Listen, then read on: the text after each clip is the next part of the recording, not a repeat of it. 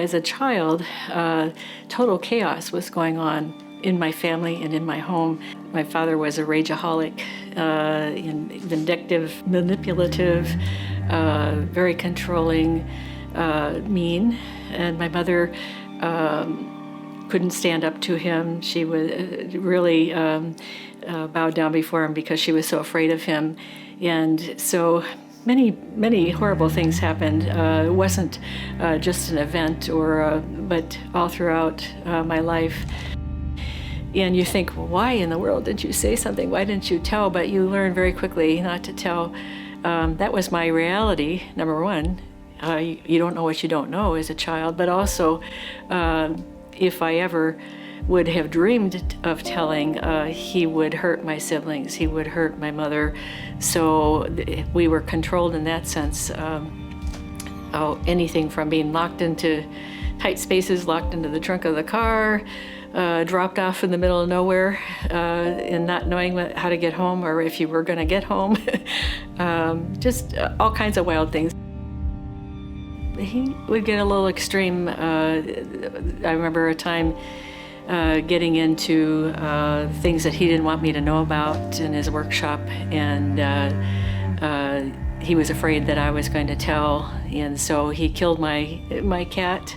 And I cried and cried and cried for a week and couldn't stop crying. We were very poor when we were growing up, so he went and bought me a bicycle to stop my crying.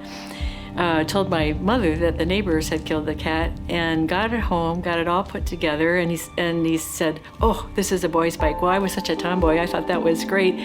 But he said, "This is a boy's bike, we'll have to take it back." And he took it back and never got me another bike. Just constant wounding and betrayal. Ironically, my parents were involved in children's ministries, and so I heard the gospel message over and over and over from the time I was a little girl, more of a hell and damnation message. But at 3, I asked my mother to accept Jesus, and I can tell you the pattern of the carpet and the color of the chair was so real to me, and it's so ironic, but the dichotomy of that whole situation. But my mother said by the time I was 3 and a half, I could quote 30 verses. A lot of people along the way have said, if God is a God of love, how could he allow all of these terrible things to happen in your life? How could he allow you to be so hurt? And what they don't understand is that we are in a broken world, and everybody has wounding. It's hard to say, but I don't know that I would ever know him in such a deep way if I hadn't had such deep pain. Many times I'll hear a sermon about the crucifixion of Christ, and there's so much emphasis placed on the horrible pain of pounding the nails in his hands and in his feet, piercing his side, and of course that's inhumane. How does one survive that? But as I think back over my life, and I'm just one person, one tiny pinprick of a speck in humanity. And the horror and the ugliness and the lies and the betrayal and the inhumanity in my life, and I'm just one person, if you multiply that by every human being in every civilization throughout the entire world, throughout all time, that's what Jesus was bearing on the cross. Every rape, every murder, every jealousy, every hurt in humanity, every sin of the whole world. And I just look at my own life and the horror of it, and you multiply that by millions and millions and millions of people. That's what he bore on the cross.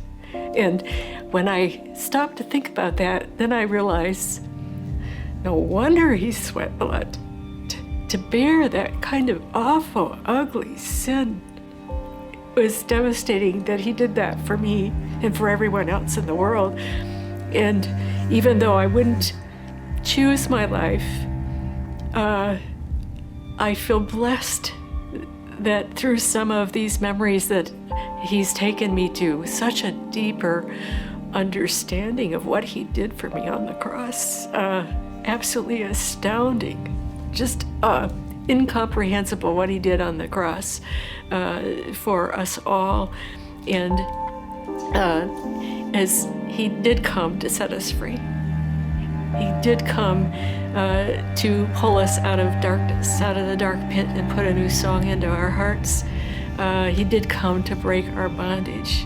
And that's what he was doing there, and we all are in bondage. And we all need that kind of freeing. And in light of that, he's led me to believe that he is eminently good, and everything that he allowed me to go through was for my own goodness, and has helped me come to the realization that my life and my pain is his gift to me. That it has become my gift, and not, it could be my destruction or my gift, and I choose it to be my gift. And it is my gift to the world because it's my life, but it's his story. And the story is one of beauty. It's a beautiful love story where Jesus pursued my so horrifically broken soul and loved me and brought me to wholeness. And that's what he wants to do in every single life. Every life is our story, our life, but his story. It's a love story of him pursuing each soul.